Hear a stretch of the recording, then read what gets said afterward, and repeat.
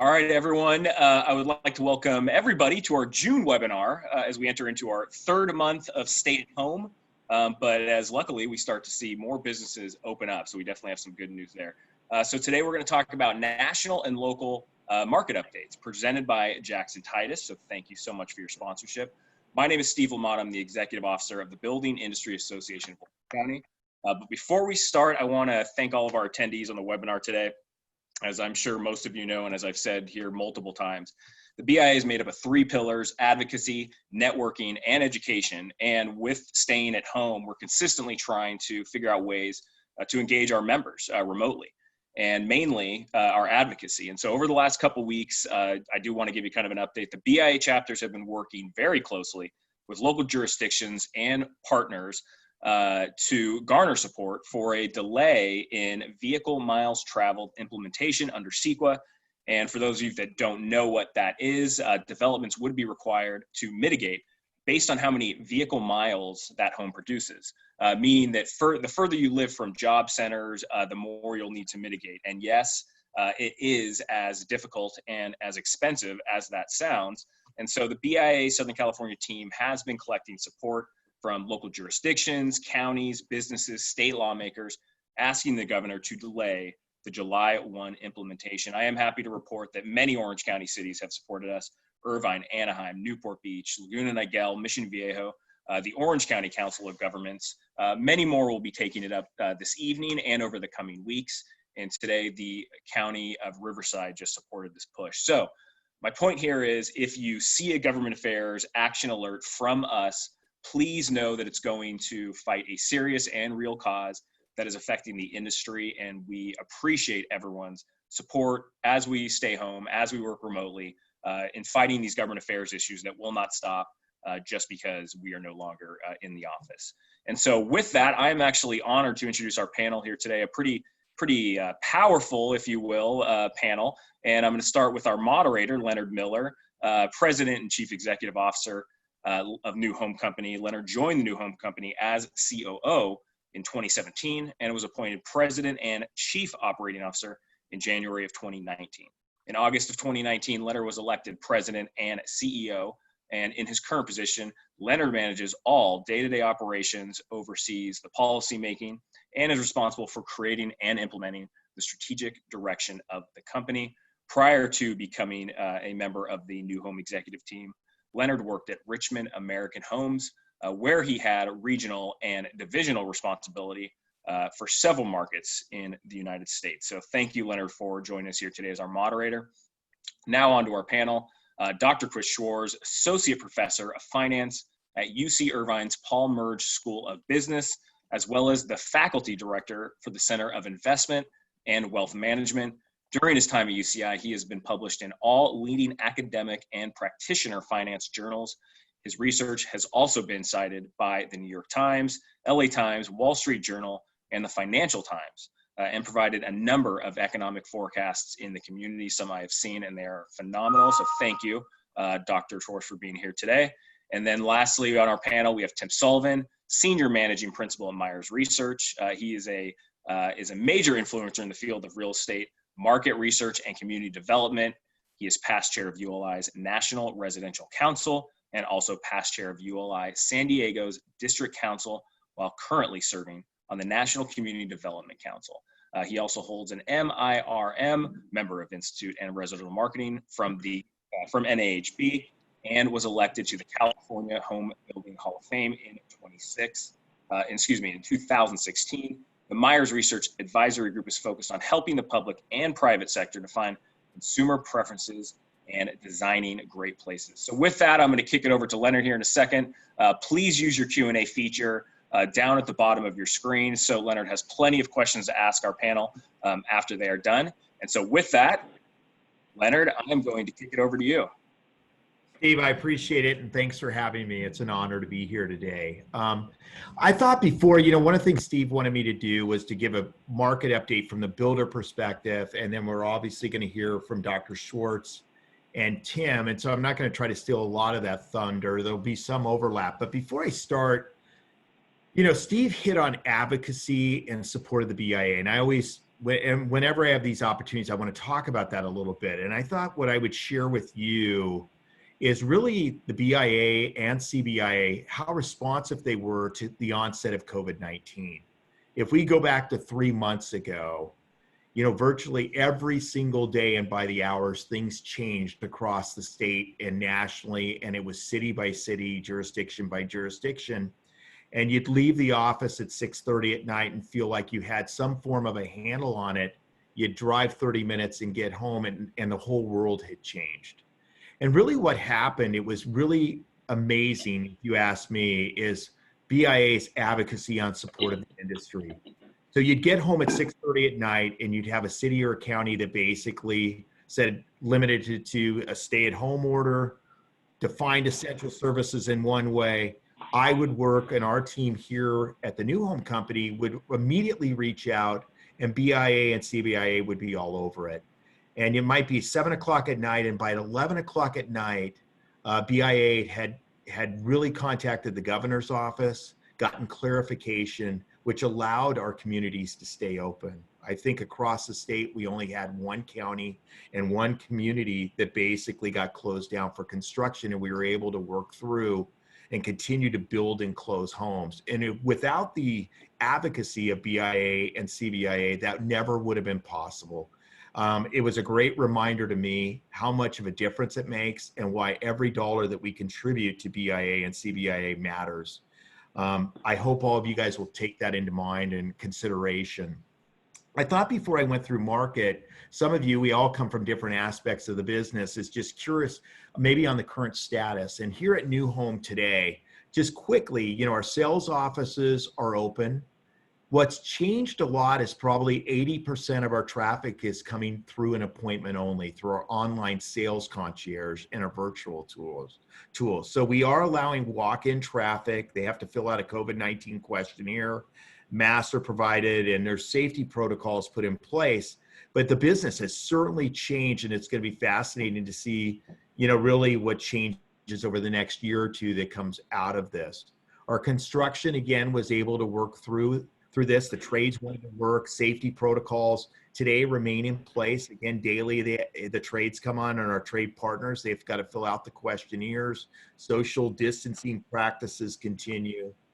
On the customer care front, we went from emergency only, and we've kind of then doing exterior repairs, and now we're to a point where we're doing major repair items, and we're kind of going through that cycle. And then finally, at our offices, we've slowly brought people back in.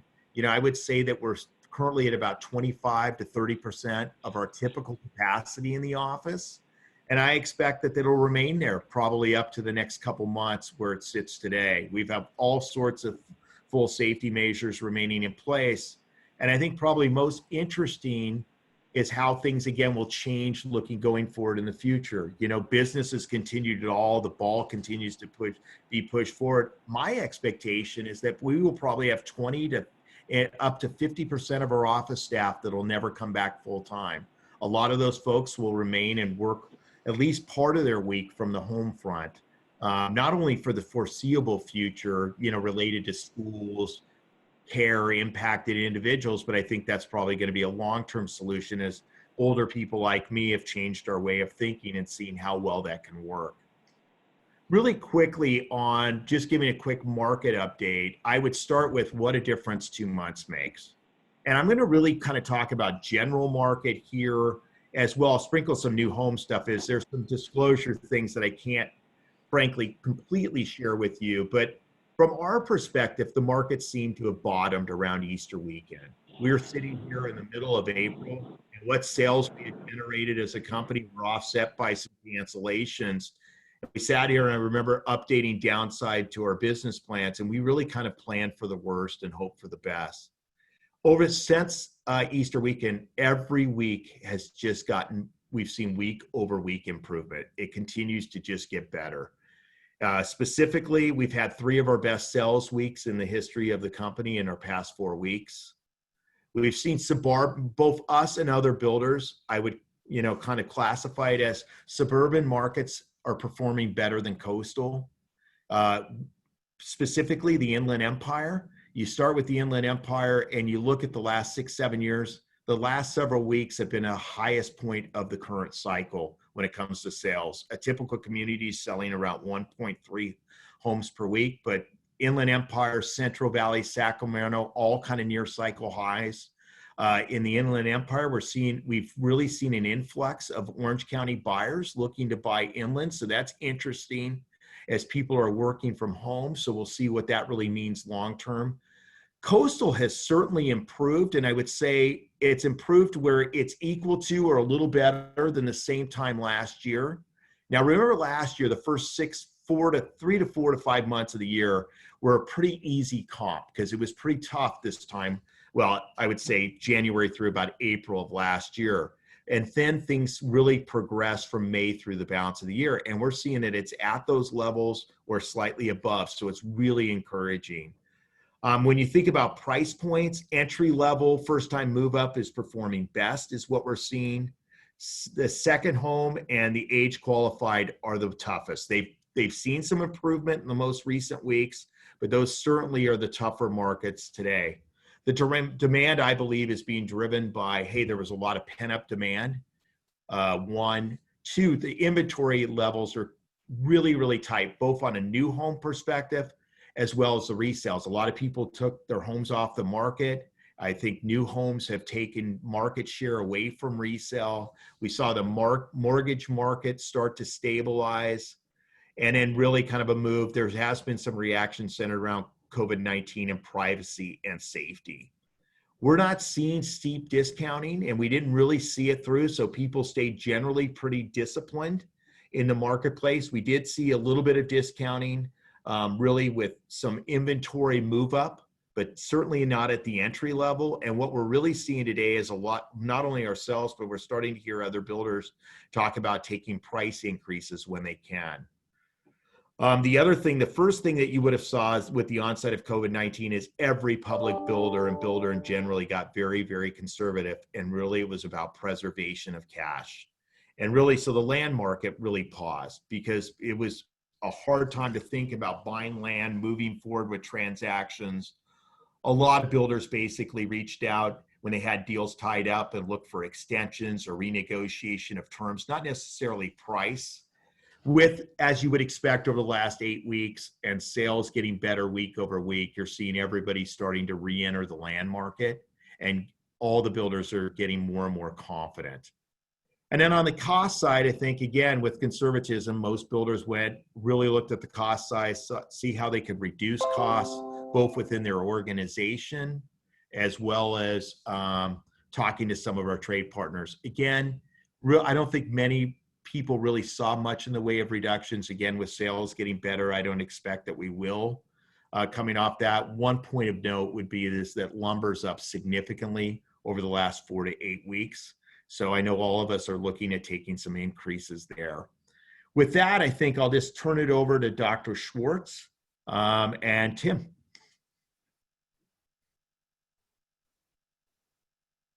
So thank you so much for having me here today, and looking forward to sharing some thoughts. And so what I'm going to do is talk a little bit about the economy, and then I'll talk a bit about residential housing, and then I'll do a little bit about commercial real estate as well, since we're at the building association here. So just a couple of quick things here. One of the fun things that for us over the last 2 weeks, I think all of us, has been kind of things are reopened, and we've been excited about being able to go outside. And but it kind of feels like this as an economist, right? So this is from Die Hard 2, so the plane opens, freedom. And then of course you get punched in the face as you realize that really things still aren't back to normal. And so if we look at things in the economy right now, I think people are feeling better, but we're still way down from where we were before COVID hit. And so I think we'll continue to feel effects of that over the course of the year. So just to give you some more of the more recent updated data that we have that's come out, from official sources, I think the biggest number, of course, if we're thinking about housing, employment's important for housing, and I'll talk more about employment and housing coming up. But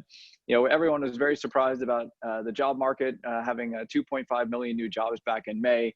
And really, as an economist, this was probably one of the most surprising data points I've ever seen, because it was totally and completely unexpected. I mean, everyone saw the number as an economist and saw the unemployment rate coming down to 13.3%. And just before I go on the next slide here, 13.3% is still higher than at any point in the Great Recession, just to put this in perspective, which I'll do a little bit more later. But really, I mean, every economist kind of saw the data and did one of these, like, wait, what? I mean, how did this possibly happen? And so I kind of looked into a little bit more to try to figure out what happened. And of course, as any economist who got it wrong, my friend and I have this joke. We're both economists, that the only people that make economists look good are weather people, right? Because they're worse forecasters than we are. But of course, after we looked at the data, every economist is thinking to themselves, well, it's just science. That's what we got wrong. And so, but the reason that things were not very well off for us was because of this little game we play when I used to watch kids television. So I know kids now with SpongeBob and God only knows what else they watch. I don't have any kids, so I don't know what they watch. But I used to play the Sesame Street game. Which one of these does not look like the other? And the reason that all of us were very caught off guard is because if you look at the other data sources for employment, they look very different. So what I have here is this is the total new jobless claims, which come out every Thursday morning. So I'm sure you've seen lots of charts on the jobless claims. And then you have what are called continuing claims. So each week they have what are called new jobless claims, which are the number of new people that have filed for unemployment that week. Then you have what's called continuing claims. So these are the people that are continuing to be unemployed from the prior week. So that's in the orange bar. And then the gray bar here is the number of jobs announced from the Bureau of Labor Statistics, who announces the jobs report. And again, if you look at May here, you can see it looks quite a bit different than the other two data sources. And so it'll be interesting to see whether or not that data really holds up in terms of employment. All right, but regardless, certainly the employment picture has stabilized in terms of number of people that are unemployed and what the job market looks like. And it'll be interesting to see in June here as things reopen, and I'll talk a little bit about our more high frequency data, how things look. All right, so employment's starting to get better. Of course, that's going to be good, generally speaking, for housing as we move forward. But really, the one issue that I want to talk about as an economist is I'm very curious what's going to happen now with PPP. So if you're not familiar with what PPP stands for, it stands for the Payroll Protection Program. And so what it does is that it gave small businesses loans to try and keep people on payroll. So the idea was, you're a small business, you get closed down, we give you some money for your payroll. So the loan could be up to 10 weeks of your total payroll. And then what happens is that you have to spend 20% of your, at the time, 25% of your loan. You can spend on anything other than payroll. And then 75% of your money, if it was spent on payroll, then it went from being a loan to being a grant. And in simple terms, that means you just got the money for free. And I think what happened was a lot of people laid off businesses, laid off employees, hoping that they were only closed for 2 or 3 weeks. They could hire people back and then meet the obligations, but that it didn't happen. And so Congress was lobbied, and now they've changed the rules where essentially you have a lot longer time for forgiveness. In fact, this is the new requirement that was passed, which means that you have to spend 60% of that loan money on payroll. And of course, you can see here, it's going to be 24 weeks instead of 8 weeks that you have to spend the money. And the government's even talking about that it's going to be kind of indexed. So if you say 55% of your money spent on payroll, you still get a huge amount of your loan forgiven versus some kind of hard cutoff is 60%. And so the question is really going to be how that affects payrolls going forward, because now you have essentially 24 weeks to take 10 weeks of payroll and spend it, right? So you're going to start laying people off now for payroll. And so that's something that could be a bit of a drag on the economy as we go forward, as these small businesses are still suffering quite a bit here, as we'll get to some data. All right. So again, when we look at payroll, I just want to keep some things in perspective. I think one of the things that's really hard right now is, you look at economic data, and like May data or June data is going to be the best data we've ever seen before. And of course, you have to keep it in perspective, because of course the month before was by far the worst data we've ever seen before. All right, so it's all about keeping perspective. And you can see here, even when it's all said and done, we've lost 16.1 million jobs since this COVID started back in February, which of course is a huge number of jobs, people unemployed, again, greater than the Great Recession. And the second thing that I think is one thing to keep in perspective about builders, and I'll talk about this a bit more, really is it's going to increase kind of wealth and income inequality here in the United States. So, if you look at the percentage of jobs lost, you can see it's much higher for people with lower education levels than those with higher. And of course, again, I'll have some more data on housing and who buys his houses. This is good for builders, but probably in a sense, it's going to raise kind of that income inequality issue that we've been hearing a lot about over the last few years. All right, so keep that in mind.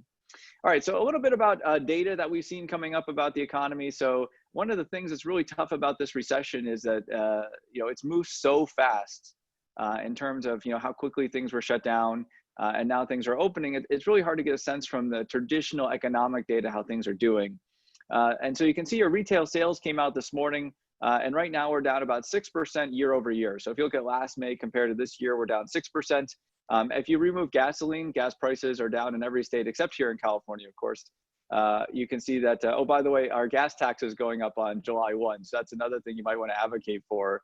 It's indexed to inflation. So our gas tax is going up by like 4% on July 1, but that's a different story for a different day. But really, I mean, the question mark is really, is this data right? I mean, just as I always like to be back of the envelope calculation, and I just can't imagine that somehow retail sales were only down 6%.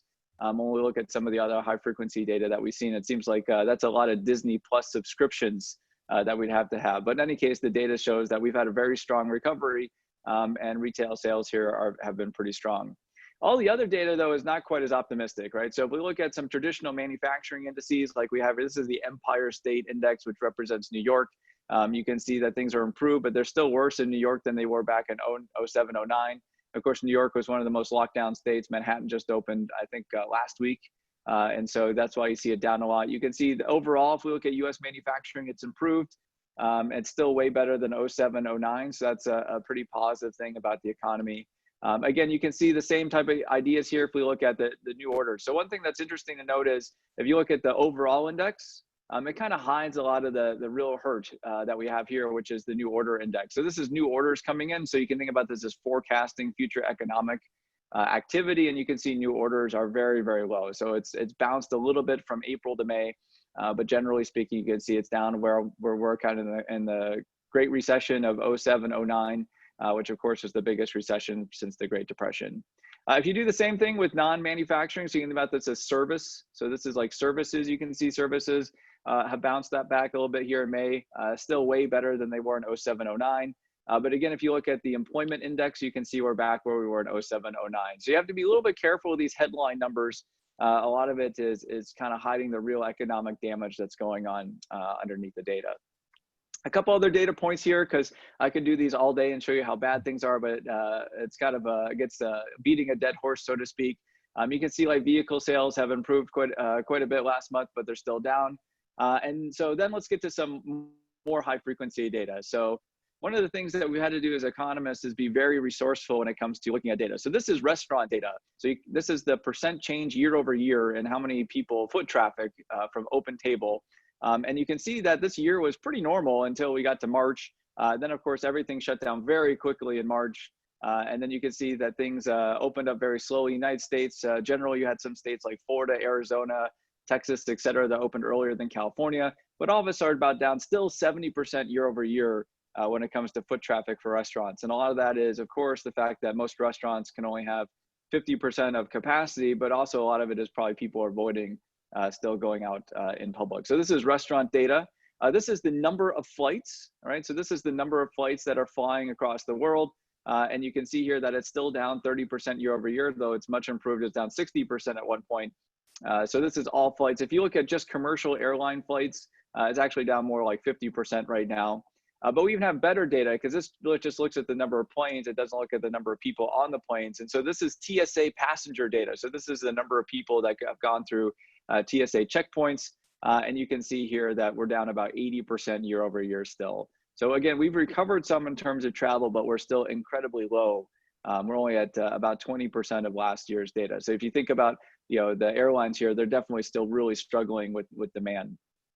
All right, if we look at some other things, so this is movie theaters, which have not really opened yet. So you can see they're still flatlined at negative 100%. And so that's not going particularly well for movie theaters.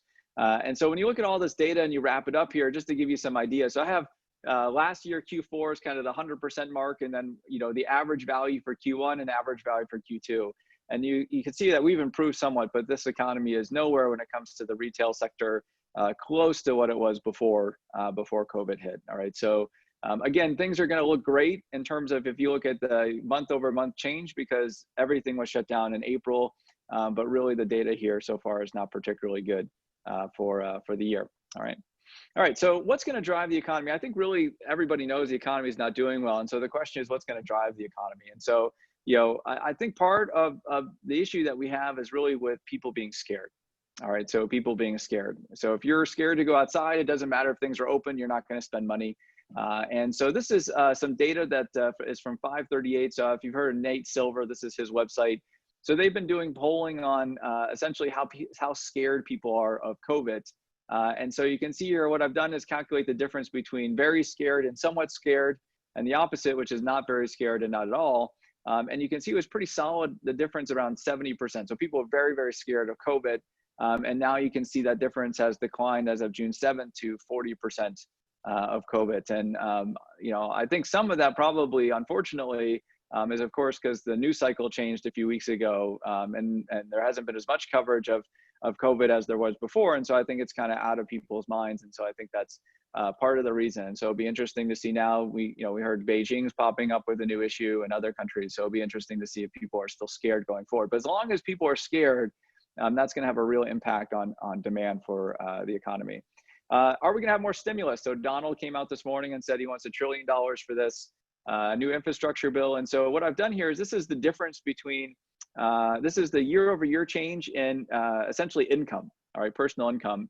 And the orange bar is personal income, including transfer payments. So transfer payments are like that $1,200 check you got from the government, the extra, unemployment, which of course is $600 higher than normal, which is blue, which is without the transfer payment. So you can see here, in April, we would have had income down 6%, except transfer payments were so huge, income was actually up 11%.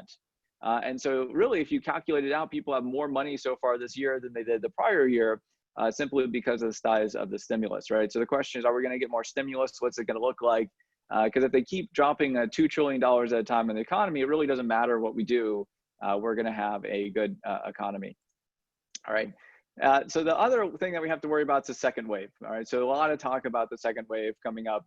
And there's really two issues when it comes to it. So one is, do we have one? And then two, what's the reaction of policymakers? Because right now it seems that policymakers really don't care about the data. And they really don't care. So this is data from Arizona.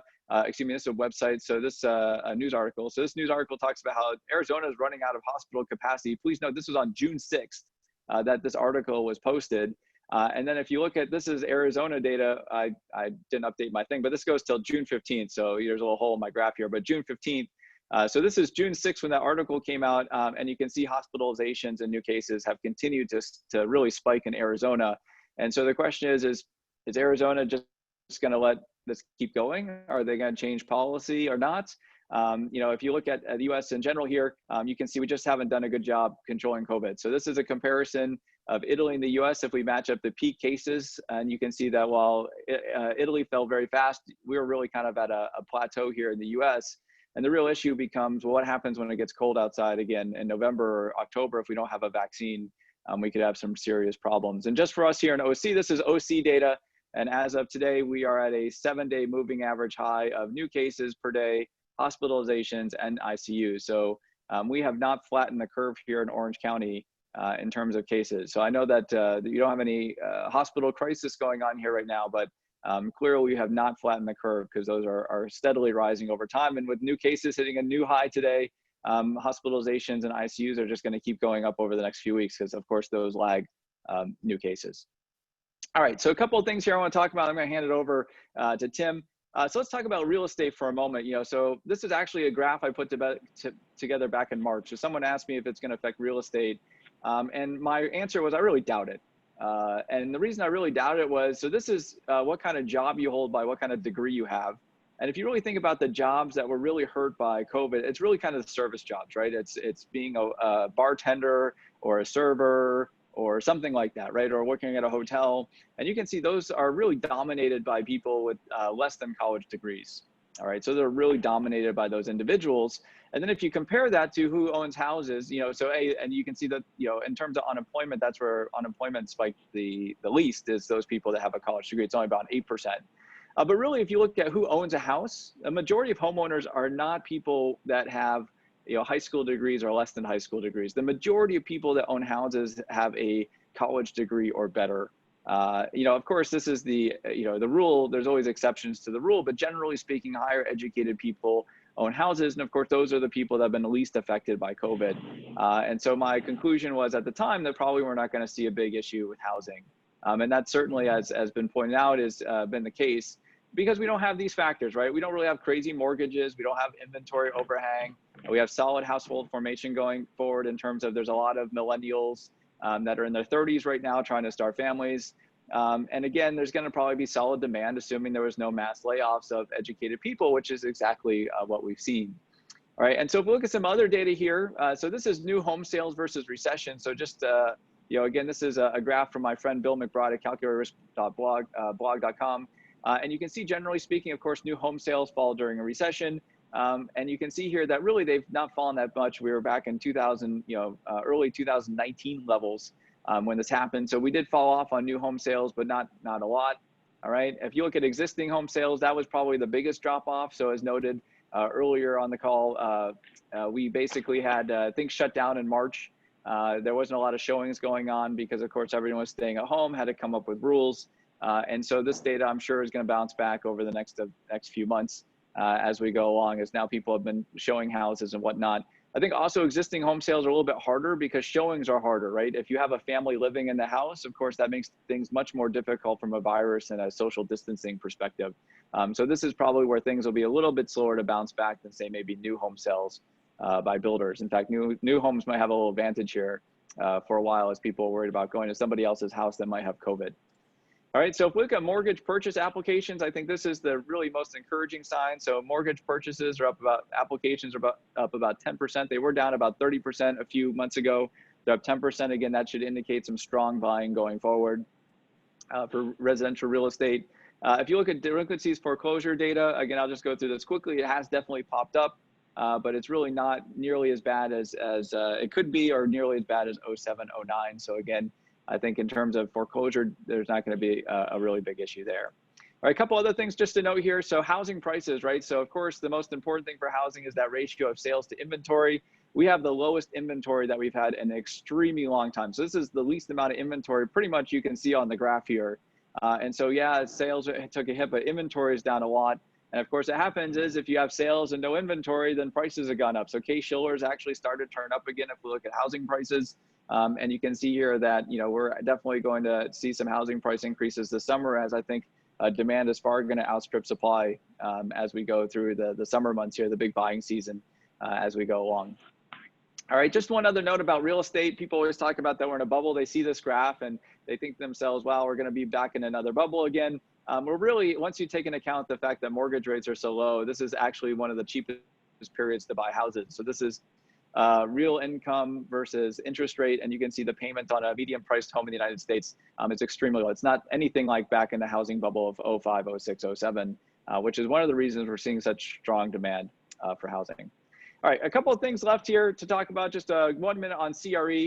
So this is kind of what's probably going to go on for a lot of commercial real estate right now. You're going to sign the deed over to the mob and they're going to probably burn the place down because, of course, I'm joking here, because literally, I mean, it's hard to come up with a good story here, right? So, I mean, what do you want? I mean, I don't know where you look at. How, real estate, retail space, I mean, that's a disaster. I mean, 24 Fitness just said they're shutting down 7 of their gyms that have to be filled in. Neiman Marcus filed for bankruptcy. Every retailer's hurting, right? So how's that going to work? Office space, I mean, it was just cited earlier by Leonard, right, that 20% of his staff are never going back in the office again. So it's hard to imagine that's going to do particularly well. Apartments are doing okay, sort of, in some sense. I think housing is kind of going to be more important because people are going to spend more time at home.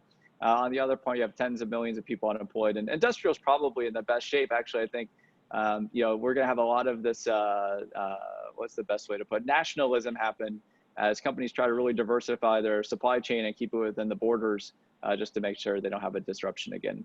All right, and just to show you a little bit of commercial real estate, so you can see hotels have been really hard hit. They're coming back, but really been hard hit by the shutdown. And then the last thing to note here is if you look at architectural buildings, so this is essentially, you can look at this as 12-month forward demand for commercial real estate building, and you can see that these things have really plummeted and really haven't bounced back yet. So there's really not a lot of plans for CRE building. I have a friend in the industry so that this year is not bad because, of course, they're finishing up projects, but next year, unless there's some kind of huge infrastructure bill, they're in big trouble in terms of building. So that's just a data point for you there. All right, so just in conclusion, I think I probably went over my 15-minute, probably pretty close. Economy slowly recovering. Speed depends a lot on the virus. Residential real estate should be fine, has been noted. Commercial, we'll see what happens. The one thing I'll note here is, in terms of real estate, as things get better, the question becomes what's going to happen to interest rates as the Fed has to become less supportive. So anyway, thank you for your time. Hope you enjoyed, and I'm going to hand it off to Tim. Thank you very much, Chris. And Leonard, I'm coming to you before we take off, and that is, you said three things I want to make sure everybody picked up. And number one is advocacy. But I also want to call it logic and common sense. So the key thing there is hear what Leonard was talking about, and this is common sense. When we're having to spend more for somebody that's driving further because they can't afford a house closer in, that's a tough one. Secondly, virtual. It's here to stay. And Leonard, I loved hearing that you said 80% of your buyers are virtual. That's an incredible thing. And we're seeing that all over the place. And by the way, I want to share my deck. Hold on a second, guys. Let's see if I can. I think you might have to shut down, Chris. I hit stop sharing. I'm not sharing. All right. All right. Let me see if I can pull that up, guys. I actually see your screen. Do you see it? We do. Beautiful. Yeah, Beautiful. I think your lead slides up, Tim, if I've got it right. All right. Perfect. Yep. Well, and the last thing, Leonard, back to you. The last thing is how we live, and I'll address that at the end. We're going to see two big shifts. The first one is easy. The second one is less easy. The first one is going to be how we use our space. The second one is going to be what we do with the house. Can we make it bigger? Can we be more dense? We're going to see some interesting things. And oh, by the way, Chris, you get a shout out because I hope you caught you down with PPP. That is a shout out to Naughty by Nature from 1991 and 1992. Get down with OPP. And just being able to bring that up, you get extra credit, Chris. Because you're a professor, I wanted to make sure you knew you get extra credit. A couple things that Chris said too that I'm going to touch upon. How fast things change. And that has been the amazing part of this, both from the economy and for housing. Leonard talked about it, just about what's happened to their sales, what's happened to their traffic. Also high frequency data, two things that I love to track, OpenTable, which you showed flatlined, and as soon as things opened, it started to move up.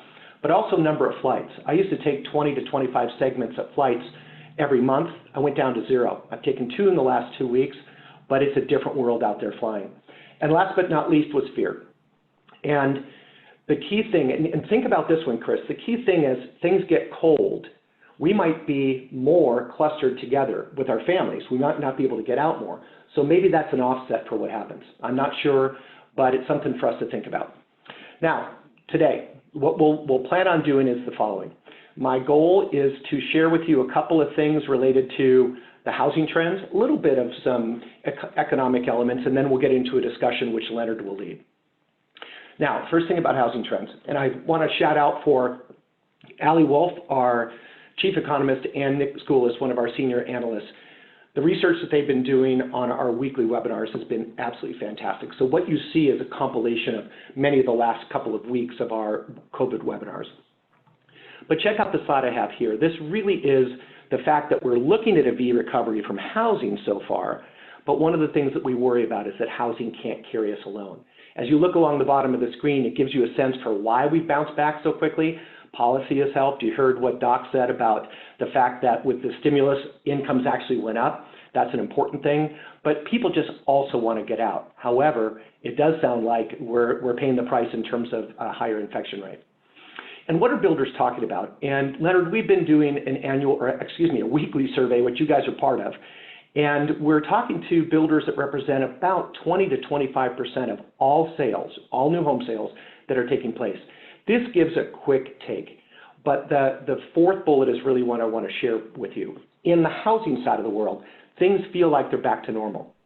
Now, one of the problems is that hope is not a strategy, and feeling normal is not, the capability of being able to make everything okay. But right now, housing has led us back. However, there's still some concerns related to the virus.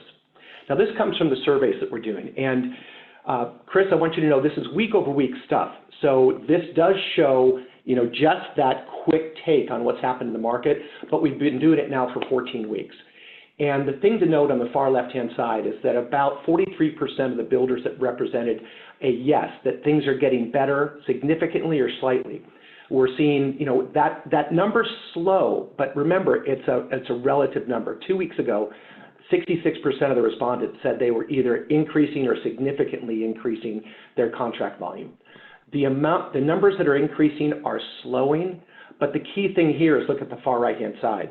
The significant decrease is a very, very small number. Furthermore, you heard what Leonard said in the very beginning, that May was a good month. And we asked builders how they're doing in terms of their original plan. Now, this isn't a changed plan because of COVID. Many builders went back in March and April and readjusted what they were expecting for the year. But when we ask builders what they're thinking about for May and what they actually got, the right-hand side gives you a sense that 60% either made plan or beat it. Now, again, this is May, but the key thing here is that May was a heck of a month. It is very different, though, region by region. And as you look at the far right side of this graphic, it gives you a sense of where things are the best. And oh, by the way, that's led by Texas. We're on the far left, California. And let me give you a little a picture of the U.S. Where you see the dark blue is where we've seen the best activity. You can see that Salt Lake City, that is all of the Texas markets, the Carolinas, and even Atlanta. Now, if there's a gray mark there, it doesn't mean that it's poor. It just means it didn't have as large an increase in the time frame.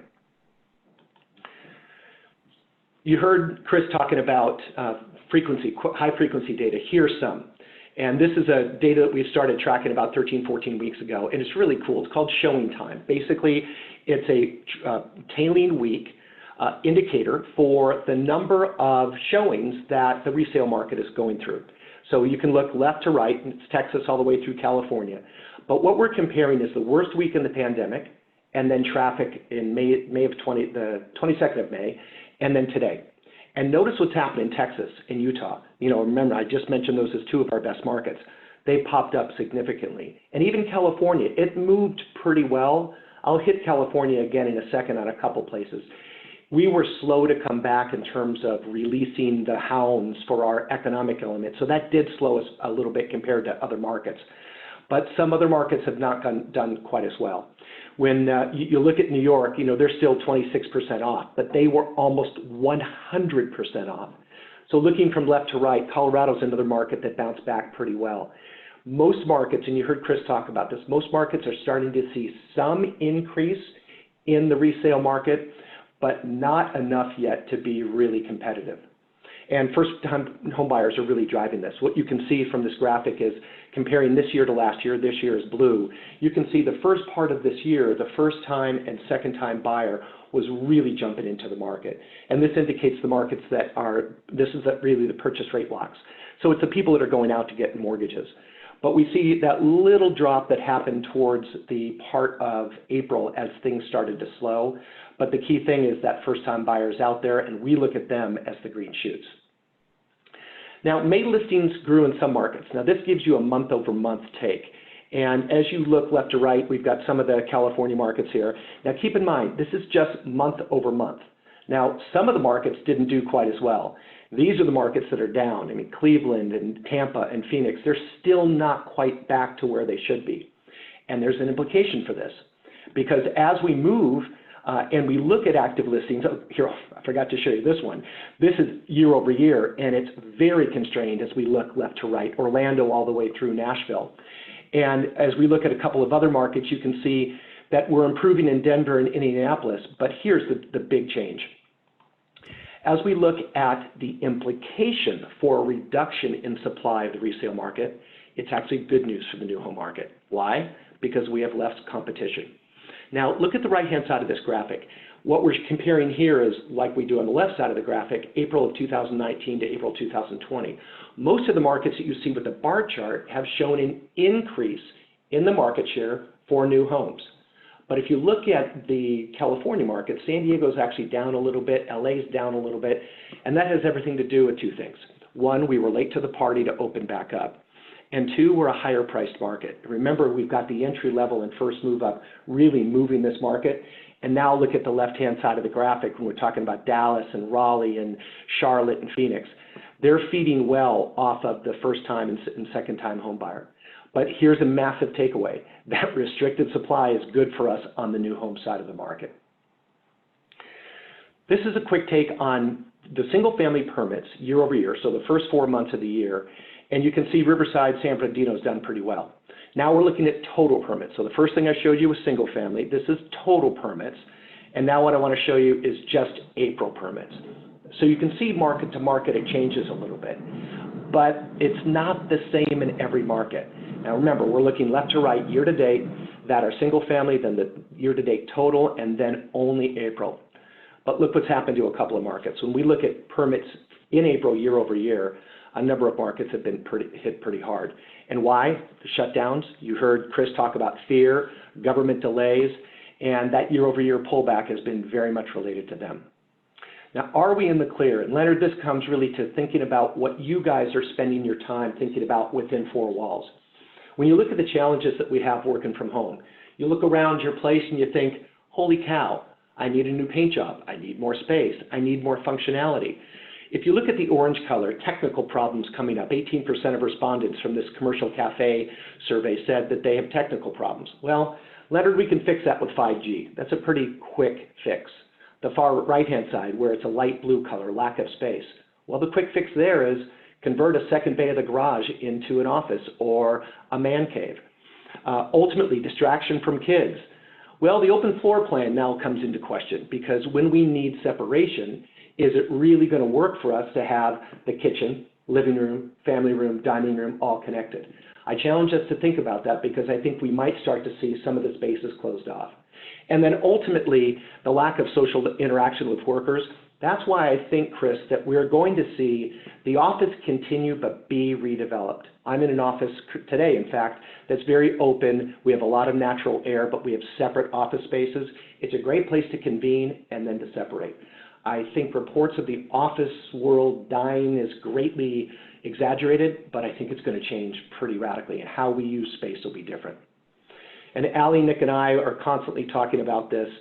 You know, ultimately, we're moving in the right direction, and we feel good about that, and it's very good for housing.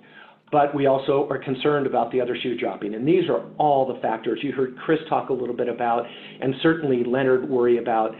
And that second wave element, guys, that's something I'd actually like to go back to, Chris.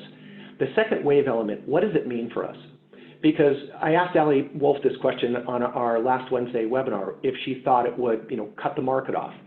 And she gave a hopeful answer that we've learned our lesson, that we can social distance a little bit, but that we don't have to shut down the economy. I would love your take on that, Chris, and how we deal with the second wave and what you think it means. And then ultimately, it's something that we can't ignore, is that we've got businesses going, kaput, out forever.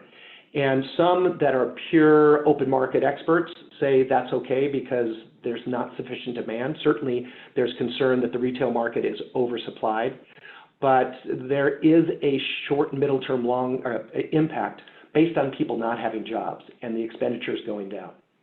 So we're constantly messing with what does this recovery look like, and I'll show you the V and W case. V is the quick return, and we think it's just a 10% decline overall, because not every market is doing as well as some of the markets that I shared you. And the W market, where we drop again a little bit, is a 22% decline this year and a slight increase next year.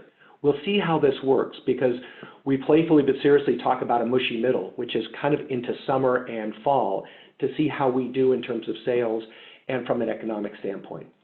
And Chris, what I'll end with is something that you were talking about. Basically, the stimulus has absolutely helped, and I thought that was an incredible indicator about how incomes have actually gone up because of the stimulus. But the question becomes, what happens when that stimulus goes away? So Leonard, I'm coming back to you, and Chris, I'm coming back to you. And Leonard, if we can, I would love to get Chris's take on the impact of a second wave of infection. Yeah, I think that's great, Tim. I had just written that down. Why don't we start there? And got a couple of questions that I think you raised. So, Chris, you want to talk about a second wave? And then I have several people with questions out there that I thought we could address. Sure. So one limitation I have is I'm actually a fake doctor, not a real doctor. So the health stuff is a little bit tough for me. So, in terms of second wave, I think, I think there's two issues. So one is, do we have a second wave or not? And that's really hard to predict, right? I think one thing that you saw on my graph here is, unlike Italy, or if you look at Spain or EU, we really, we've quote unquote flattened the curve, but we really haven't reduce the number of cases out there. And so the question becomes, at any point in time, what's going to happen here when we really start reopening schools and everything else, because a lot of people are out there with the virus, obviously, who probably don't know it, or even if they do know it, they've exposed a lot of people before they know it. So, do we have a second wave or not? My guess is probably in the winter, things will get worse if it's like a traditional flu. I mean, only 2 million confirmed cases, even if 5% of the population, or if you want to triple it, call it 8% of the population has been infected. So lots of people have to get infected. The real issue, though, for me is I'm not sure that will shut down again. And the reason I say that is, I've been scratching my head a little bit because, Gavin keeps reopening stuff, even though our case data gets worse. And so, of course, like 3 months ago, it seems like he would have shut us right back down again. And kind of my theory is the governor knows that he's not going to be able to control people from going out. So his choice is either A, to let us go out and then make it look like that, hey, I'm opening things up, that's why people are out, or B, look like he has no ability to keep people from going out, and which reduces his power over people. And so that's my theory on why we're opening. So, I'm concerned about Arizona for sure. I mean, Arizona's a mess. And I think also Arizona proves that the virus does not go away with heat, right? Everyone talks about the flu goes away with heat. Well, it's pretty hot in Arizona. So I'm worried about it, but, we'll see what happens, I guess. Well, Chris, for a non-doctor, that was a good response. Thanks, buddy. Hey, back to you, Leonard. Yeah, thanks, guys. I appreciate it. So let me just hit a couple questions that I have out there. First, from Russ Corey, I think it applies either for both Chris or Tim. Do you think the existing market inventory has been reduced because owners decided not to sell due to COVID? Not just yes, but hell yes. Yeah. Certainly. I mean, I think people pulled their place off the market. There's lots of reasons why. One is probably they didn't have any way to show their house, so you might as well pull it off, right? Because everyone knows you look at days listing, and if you're on there a long time, it looks like you can reduce the price. Two, you probably didn't want people going through your house. And then, of course, three, if I'm a seller and I have discretion, I'm going to wait till the market comes back to sell, right? So, I think a lot of them were voluntary pullbacks, and as the market picks back up again, I think you'll see a lot of them. I mean, some of them also going to be people moving. And their job isn't there anymore. But I suspect inventory will come back when prices come back. Chris, I think you nailed it from the standpoint of fear related to the COVID health scare. But also, I think in March and April, Leonard, there was a concern that prices might have to take a dip. So I think some people pulled off the market to see what would happen. Yeah, I absolutely agree. Hey, Chris, I have another question, a really good question here from Philip Betancourt. What do you make of the talk that with real interest rates so low, banks will be very tough on new loans because they want to flesh out all risk since loan earnings are meager? Well, that's a bit of a loaded sounding question to me. The loans are hard to get for sure right now. And the fact is very, very simple. It's very hard for a bank to figure out who's going to be able to pay their loans back, right? If I'm a bank right now, I'm not going to give out a mortgage yet. I mean, I have no idea what the economic fallout is. I have no idea if there's going to be a second wave. I have no idea what's going on. And I know that I have a bunch of regulators that are watching me very, very closely because, of course, what happened in 07 and 09, right? Same thing of commercial. I mean, commercial loans are probably even harder to get than residential mortgages right now because, of course, if you think like I talked about CRE, it's hard to see a lot of upside there.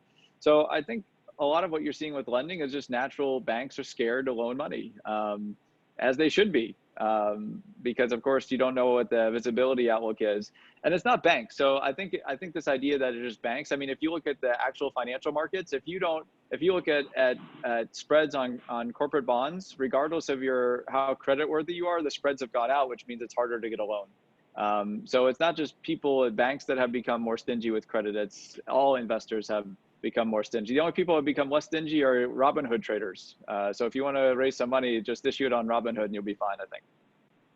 Great. An additional question from Mark Ellett. Chris, and Tim, you can weigh in this as well. Chris, if and when interest rates increase, how much will that affect the housing market, giving a generation of people who only know artificial low mortgage rates? Okay, well, another loaded question. You guys are good at this one. You should be on a debate, debate moderators. So, my parents, when, they tell me about when their first mortgage was 17%, right? And, if you look at a lot of the price increases in mortgage, as I showed in real estate, it's really been caused by the fact that it's cheaper to buy a home because mortgage rates are so low. And so, our mortgage rate's going to go up from here, probably. But also there's a chance that mortgage rates go down from here. I mean, if you look at Germany or Japan or anywhere else, heck, in Spain, at some point, they're actually paying people if they had a mortgage. So I think this idea that interest rates are bound to go higher for sure, I'm not sure that's necessarily going to happen. But if you think we're going to go to 8, 9, 10% interest rates again, I think, I think you're mistaken there. Chris, I'll jump on that and agree with you that if you heard the Fed last week talk about the fact that they anticipated keeping rates low through 2022, that gives some level of confidence. But I think there now is an artificial expectation that rates should always stay low. And if we saw something like 100 basis point increase in a short period of time, we could see a snapback of demand. But the two things that matter with interest rates, if they change, upward that is, number one is how much they change. Is it 25 basis points? It's not that big a deal. And then how quickly they change. So if you have a big change quickly, that puts a shock to the market. But if over time we have a gradual increase, the market will absorb it a little bit better. Yeah, and Tim, to your point, we saw that 100 basis point increase second half of 19, right? And we did see a slowdown as one of the factors. I think you're right. I had two questions that kind of relate to each other. Sorry, I'm trying to read up and scroll up. One was from Eric M, and I'll read both of these. Are there any upcoming state initiatives being discussed to rezone and convert commercial to residential?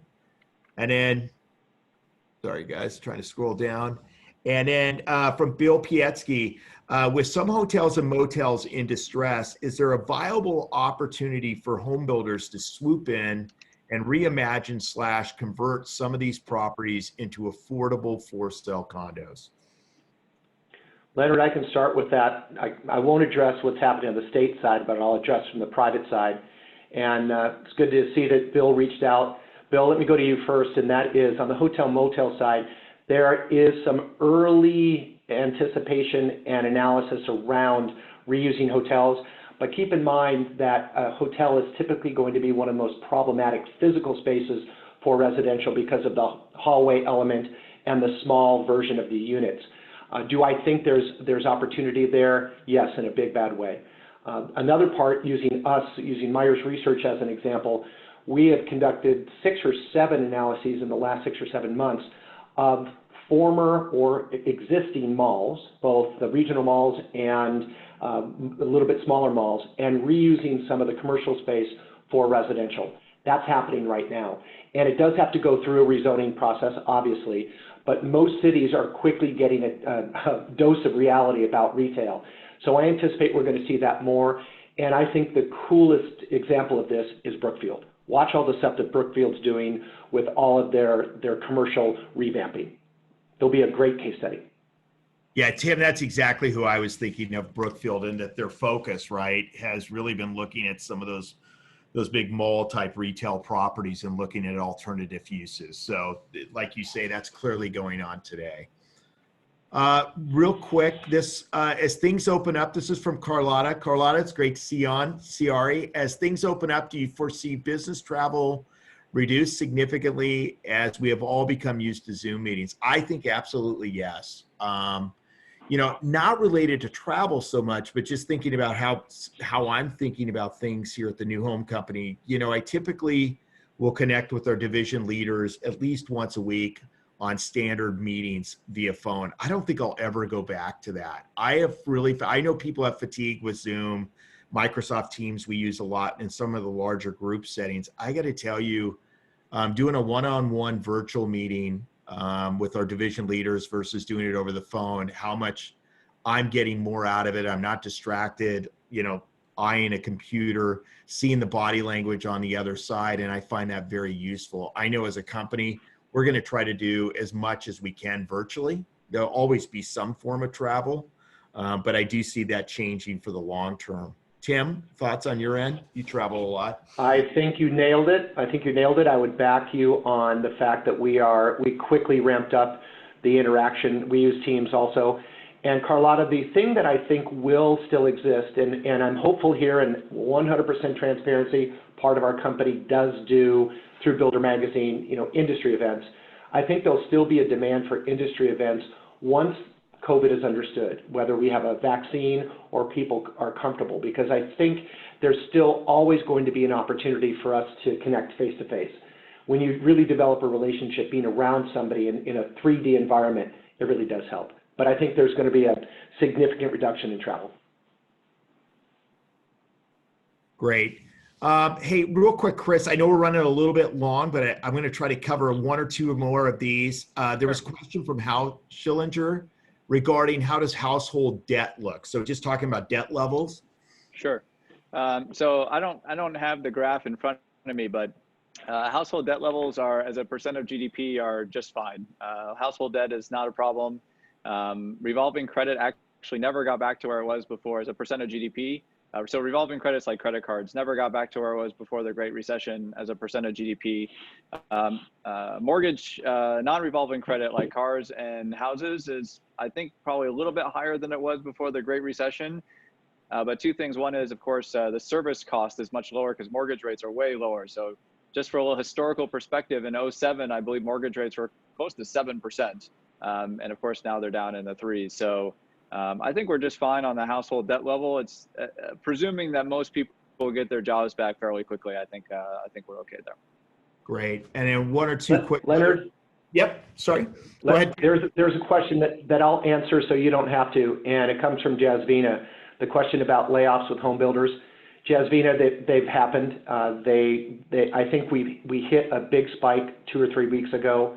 I'll say it instead of Leonard. Most builders have had some kind of contraction, and we're going to have to watch to see what happens with this mushy middle, because builders have, I think, adapted, maybe even over-adapted based on the activity that they continue to see. But the simple answer is yes, almost every builder has felt some kind of contraction. Hey, thanks. Is that fair, Leonard? Going there. Well, I appreciate it. I was going to go there next, and you're exactly right. Both ourselves, unfortunately, and most of our peers have already done that. And I think, when you get a pause in construction activity for 60 days to 90 days, it takes time to recover when what you're building takes anywhere from 4 to 6 to 8 months to deliver a home. So if all of a sudden you miss a couple months and your starts are down 20%, unfortunately, the staffing level ebbs and flows with that. And we wish it was differently. We're happy to see that near-term results are better. So hopefully we'll get in a position to start hiring some people back.